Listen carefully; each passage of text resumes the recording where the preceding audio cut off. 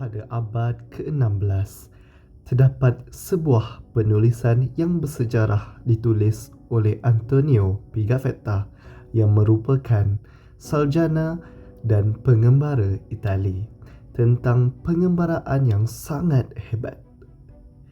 Di dalam pengembaraan itu terdapat kisah seorang Melayu yang dikenali sebagai Panglima Awang Hitam. Dengan hasrat Federer Magellan untuk mengelilingi dunia, kisah pengembaraan Panglima Awang Hitam bersama tuannya bermula tanggal 1517 pada 10 Ogos bersamaan dengan Hari St. Lawrence. Ekspedisi ke Maluku mencari rempah ratus sekaligus mengelilingi dunia, dan mestinya banyak pembelanjaan dan banyak barang perlu disediakan. Namun demikian, penduduk sivil Itali menaruh tinggi harapan atas kejayaan ekspedisi ini. Armada ke Maluku memulakan pelayaran dari pelabuhan sivil menyusuri sungai Guadalquivir ke muara di San Luca del Barrameda. Pada mulanya perjalanan begitu baik sehinggalah Magellan terpaksa menukar perjalanan armada ke laluan lain. Hal ini kerana bagi mengelak armada bertembung dengan tentera Portugis atas arahan Raja Manuel bagi menangkap Ferdinand Magellan. Tindakan Magellan yang secara tiba-tiba menimbul tanda tanya terutama kepada pegawai-pegawai atasan Sepanyol. Seterusnya, cuaca di lautan sering berubah. Arus yang tenang tidak selamanya tenang, sekalipun pasti berlaku perubahan secara tidak disangka. Hujan lebat, petir berombak-ombak dilalui oleh armada ini. Hal ini membangkit lagi persoalan dan tanda tanya mengapa Ferdinand Magellan mengubah laluan asal dan menyebabkan pergaduhan antara pegawai atasan Sepanyol dengan Ferdinand Magellan. Panglima Awang Hitam yang sentiasa di sisi Ferdinand Magellan bersedia untuk melindungi dari apa-apa ancaman kepada tuannya.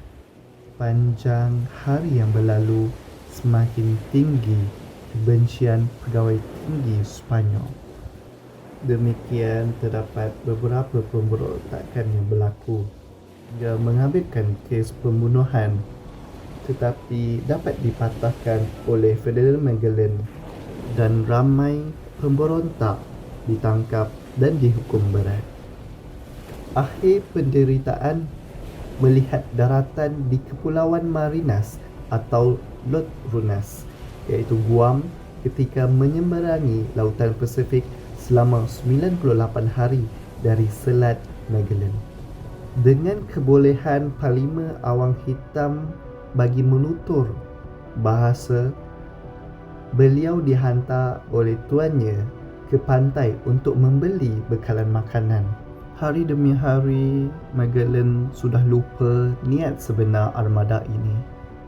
Beliau merasakan beliau diperlu di tempat itu kerana dapat mengisytiharkan ramai penduduk di sana.